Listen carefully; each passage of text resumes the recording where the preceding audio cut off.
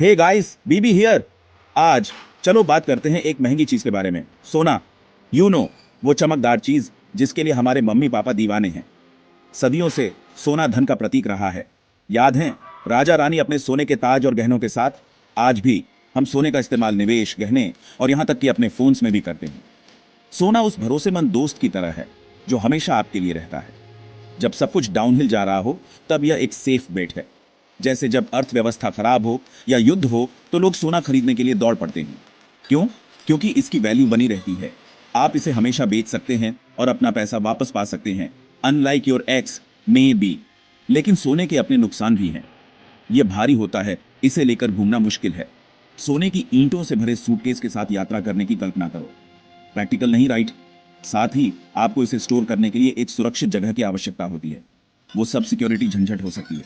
तो जबकि सोना एक क्लासिक है, क्या कुछ कूलर, मॉडर्न है? चलो पता करते हैं। Enter bitcoin, the cool kid on the block, the digital gold. सोने की कल्पना करो, लेकिन बिना वजन और स्टोर करने के झंझट के। यही बिटकॉइन है, सिवाय इसके कि यह केवल ऑनलाइन मौजूद है। बिटकॉइन उस नए फोन की तरह है जो हर कोई चाहता है। यह ट्रेंडी है, यह डिजिटल है और हर कोई इसके बारे में बात कर रहा है। लेकिन सोने के विपरीत, जिसे धरती से खोदा जाता है, बिटकॉइन कंप्यूटर द्वारा बनाया जाता है। कॉम्प्लिकेटेड लगता है?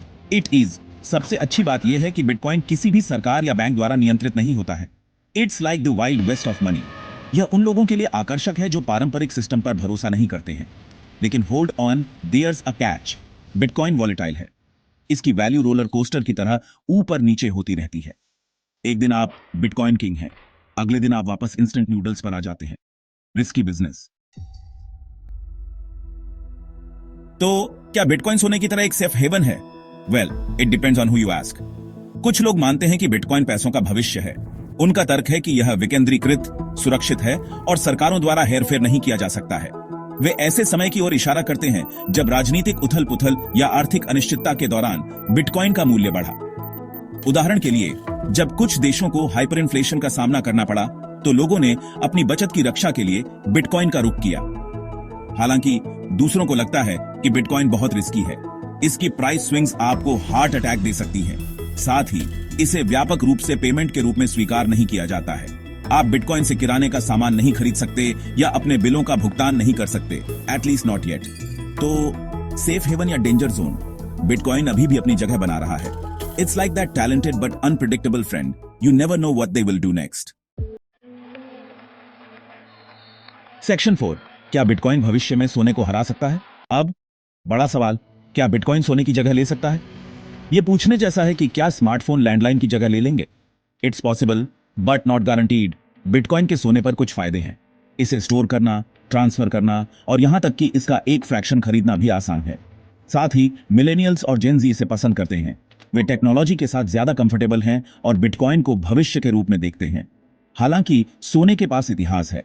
यह हजारों सालों से वैल्यू का स्टोर रहा है। लोग इस पर भरोसा करते हैं, यहां तक कि आपके दादा दादी भी सोना समझते हैं। बिटकॉइन के लिए एक और चुनौती रेगुलेशन है।